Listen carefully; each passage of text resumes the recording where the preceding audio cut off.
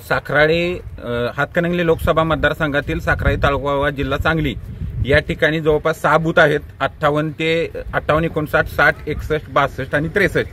तरी या 6 बूथवरती या ठिकाणी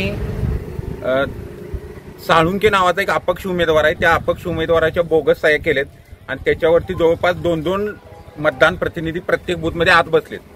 हे आत बसलेले मतदान प्रतिनिधी हे सत्यजित सुरुटकर यांच्या पार्टीचे आहेत आणि त्यांचे मूळ 2 आणि हे 2 असे 4 जण बसलेत.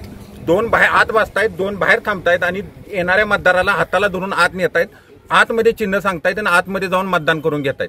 त्यांच्याकडे मतदान प्रतिनिधीचा बिल्ला असल्यामुळे पोलीसही त्यांना बाहेर काढू शकत नाहीत.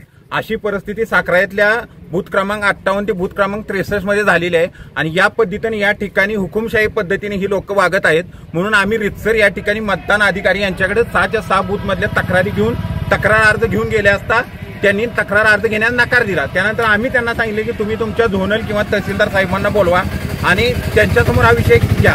तर त्यांनी ज्यावेळी झोनल साहेब किंवा इतरांना फोन केला त्यावेळी अशी माहिती त्यांनी सांगितली की आम्ही काय तक्रार घेऊ शकत नाही, तुम्हाला जी काही तक्रार करायची वरती करा.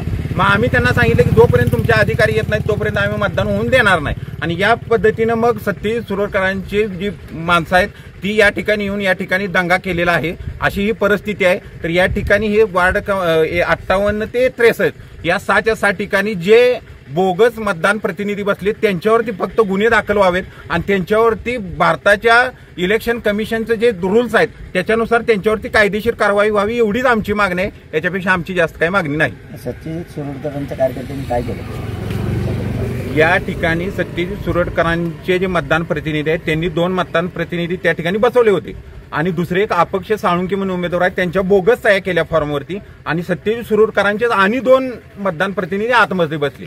आतमध्ये 2 बसायचे आणि 2 बाहेर यायचे आणि येणाऱ्या प्रत्येक मतदाराला हाताला धरून कानात चिन्ह सांगायचं, आत घेऊन जायचं आणि मतदान करायचं. अशी परिस्थिती त्यांनी या ठिकाणी सकाळपासून चालवलेली आहे आणि ती आमच्या लक्षात आल्यानंतर आम्ही त्यांच्या सह्या चेक केल्या. इथं असणाऱ्या मतदान जे प्रिसिडिंग ऑफिसर आहेत त्यांनाही मान्य आहे की यांनी बोगस सह्या केलेत, हे खोटे फॉर्म आहेत म्हणून त्यांनी त्यांना उठवून बाहेरही काढलेलं आहे. फक्त आमची मागणी एवढीच आहे की त्यांच्यावरती गुन्हे दाखल झाले.